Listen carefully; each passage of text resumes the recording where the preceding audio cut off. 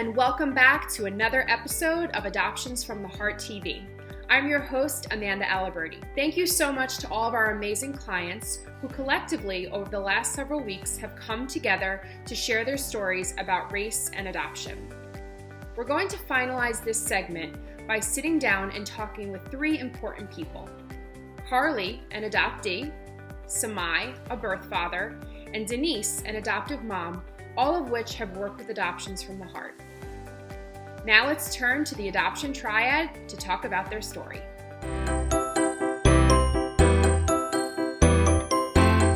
Our viewers have watched you share your story and talk about your experience with adoption, with Adoptions from the Heart. And again, we just want to thank you guys for all being just so inspiring to us and sharing your story, and people are really receiving it and learning from it. So we're really proud to have you be a part of this. I don't know if you all had the opportunity to see each other's videos, but to start with, do any of you have any burning questions that you want to ask the other person? Something maybe that you've just been wondering or you're connected to?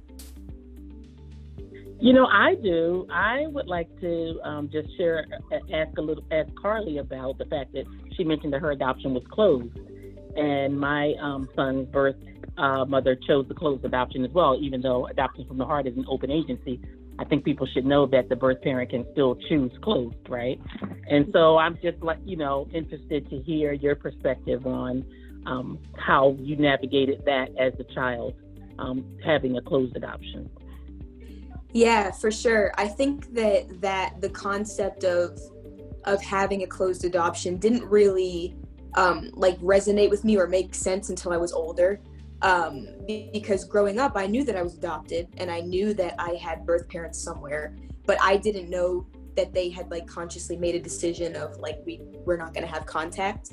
And so as I got older, probably into high school or college, I started to kind of brainstorm what it would be like to reach out again, just to see, now that I'm an adult, to see if there would be any connection or anything like that. And so I have reached out, and, I didn't get anything, in response to that. And so I knew that was going to be a potential possibility. I knew that there was the possibility that you could reach out and not get anything back. And I think that, I prepared myself for that. And I think there can be a sense of disconnect between, a child and their birth parent when it's a closed adoption like that, because it can feel like, oh, they really don't want anything to do with me, or I don't want to make them uncomfortable. So it can be hard and a bit disappointing at times to not have that connection and know that was a choice that was made. But at the same time, I've had to put myself in my birth parents' position and realize that was probably a tough decision to make in the first place. So sometimes it's what's best is to have that not to have that necessarily connection one-to-one. But yeah, it's an interesting journey, I guess, but I didn't really realize the weight of it until I became an adult, I think. Thank you for sharing that. Of course. Samai, I have to call on you. I see your face and I feel like I want you to speak how you're feeling. What is your reaction to that? So, and how old did you say you were again? I'm 24 now, so I was adopted at birth. So I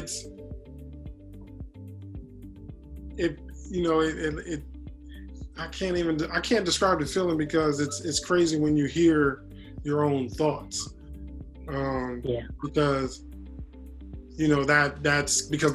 that's my situation, where I would assume that the other party suggested to just, hey, cut all ties, whereas for me it was the complete opposite. And those were my same feelings prior going into the process of, she decides to say I'm putting the child up for adoption. Those were my same thoughts, is, you gotta understand the other, how somebody else is gonna feel, that neglect and, unanswered questions. And you gotta think to somebody coming back to your door, when they get older. A child, before then we didn't know what the child was going to be, whether it was going to be a boy or a girl. So it was just the thing is like, you know, like you can live with that, you know, having somebody come knock on your door 20-umpteen years later and want to answer some questions. Like, so it's like, you know, either, you know, have the child and we don't have to have nothing to do with each other because, you know, I'm going to do what I have to do to take care of my child. You know, it's just, you know, funny to hear your own thoughts, you know, coming from, you know, another person. And it's just like, you know, I'm not the only one that feels like that. Yeah, definitely not. Yeah, thanks for sharing that. Thank you. Yeah, very true. What's interesting is, so if it's okay to share, Samai, in terms of the openness, it's different, right, between you and the birth mother. So Samai has an open adoption and birth mom does not have as much openness. Is that correct? Correct. Right. So I think that, you know, I'm sure Samai hearing these stories is also kind of bringing some of that up, because people don't realize that there's two separate people and they each have their own feelings and connections of what will work for them when they're making an adoption plan. Yeah. Now, Samai, did you and your son's birth mom choose the family together? If you want to say, you don't have to say. Oh, you know, I'm open book. Yes, we did. That was, I would probably say, the last time I saw her was the day that we chose the family. And let me ask you, Amanda, how common is it that the adoption plan, particularly for African American birth parents, is one that's made with both the mother and father? Is it typical, or is it typically just the birth mother? I would think it's latter, but I don't know. Yeah, I mean, I've been doing this a little over 8 years now, and I think when I first started, there was not nearly as many birth fathers participating, particularly for our African American clients. But I do think that number has increased over the years. And I would say that there are more participating. Doesn't necessarily mean that they're in a relationship, but I think that the birth father is willing to come to the table and participate in choosing the family, meeting the family, feeling secure. We have many situations, such as Samai's, where birth father is actually more participating in the open adoption than birth mother. And people don't really realize that, because I think often it's associated with just birth mother, which is why Samai's story is very powerful, because we love for people to realize that birth father is just as important, and oftentimes they do connect and want to maintain a relationship in the future, which is exactly what Samai has. So in answer to your question, yes, I think these numbers are increasing. You have an open adoption through the agency. Do you have contact with your son? I have contact with the family. I've had numerous visits, and most recently, within this past year, I've just been allowed to have like social media access, emails, and numbers. So it no longer, you know, has to go through the organization, but it's still, you know, in some ways still go through the organization. Yes. Okay.